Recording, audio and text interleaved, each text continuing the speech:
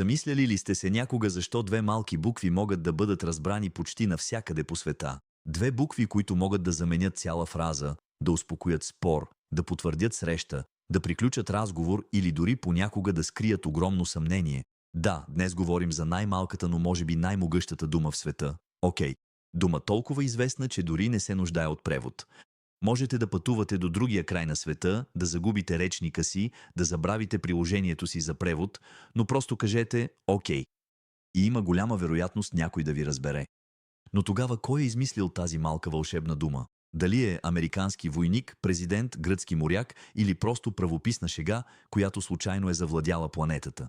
Дръжте се, защото историята на ОК е много по-забавна, отколкото изглежда. Днес ще открием думата, която е постигнала невероятния подвиг да стане международна, без никога да научи нито един език.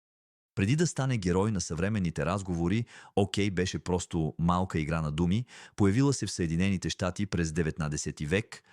Първата известна следа датира от 1839 година в бостънския вестник Boston Morning Post. По това време американските журналисти обожаваха да си играят с думите. Те измисляха забавни съкращения, често с умишлени правописни грешки.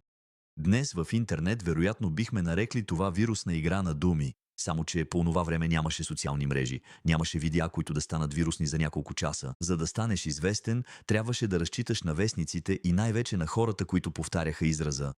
Идеята зад ОК идва от шега, базирана на английския израз all correct, което означава всичко е наред.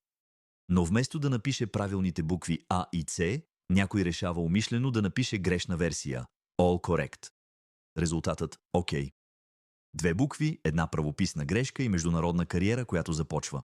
Което показва, че понякога да направиш грешка може да се окаже отлична идея. Представете си за момент, някой умишлено прави грешка във вестник и почти 2 века по-късно милиарди хора използват тази грешка всеки ден. Има ученици, които прекарват часове в учене на правописа, а някъде в историята една грешка се превръща в една от най-известните думи на всички времена. Човешкият език понякога има доста странно чувство за хумор, но историята на ОК не спира до тук.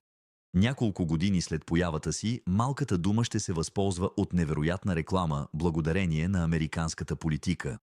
През 1840 година Мартин Ван Бюрен, 8-ият президент на Съединените щати, се опитва да бъде преизбран. Тогава неговите поддръжници измислят оригинална идея – да използват неговите инициали и прякор. Мартин Ван Бюрен е родом от село, наречено Киндерхук, в щата Ню Йорк. Затова приятелите му го наричали Олд Киндерхук или просто ОК. Кампанията му използва лесен за запомняне лозунг «Гласувайте за ОК, всичко ще бъде ОК». Изненадващо модерна стратегия. Днес експертите по комуникация вероятно биха казали, че те са измислили отличен слоган за лична марка. По онова време те просто бяха разбрали едно съществено нещо – краткото послание се запомня по-лесно. А какво е по-кратко от две букви? След това ОК ще се възползва от друго събитие, което ще ускори разпространението му – появата на телеграфа през 19 век. Операторите трябваше да предават съобщения бързо, използвайки възможно най-малко знаци. Всяка буква имаше значение, всяка секунда беше важна. Дума като ОК беше идеална за това. Беше бърза за писане, бърза за изпращане и невъзможна за объркване. Две букви, които спестяваха време още преди изобретяването на моменталните съобщения. В крайна сметка, телеграфистите може би са измислили първата съкратена форма в историята. Много преди СМС-ите, преди съобщенията с 3 думи и една снимка, вече е имало ОК, за да се стигне директно до същината. Но както често се случва с известните думи, около произхода му са се появили няколко съмнителни легенди. Някои истории разказват, че ОК идва от войната. По време на гражданската война в Съединените щати една теория твърди, че войниците използвали израза «zero killed», т.е. нула убити, за да съобщят, че дадена битка не е причинила никакви загуби. Идеята е привлекателна. Кратко, просто и ефективно военно съобщение.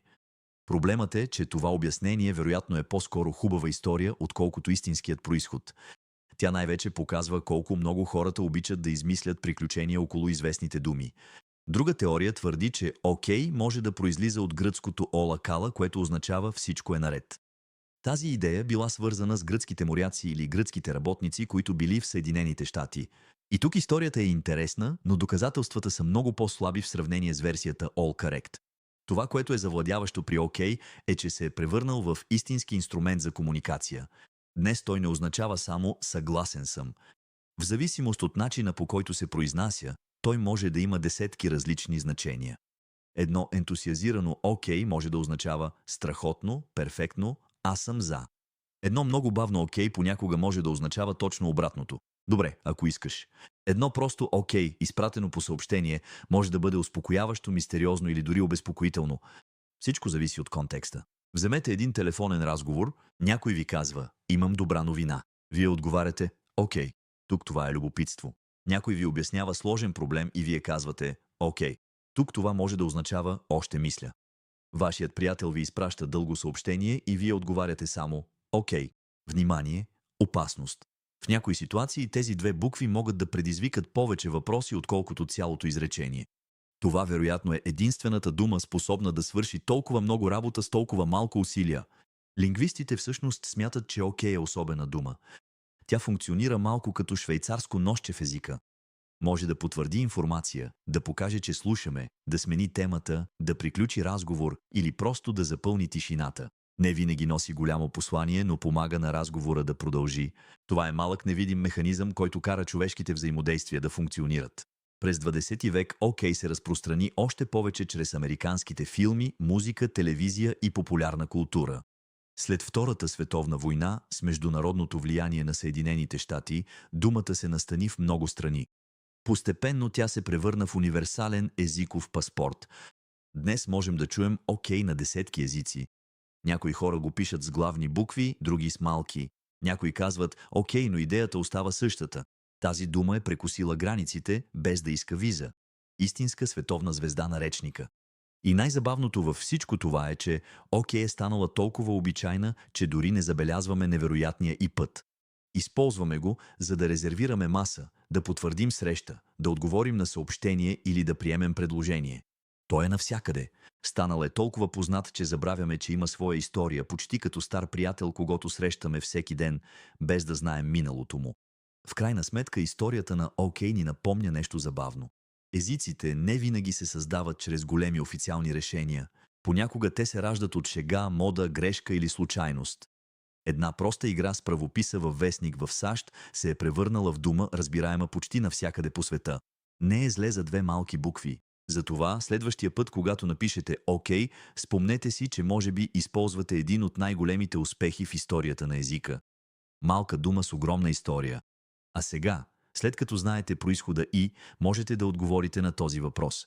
Беше ли тази история интересна? Окей.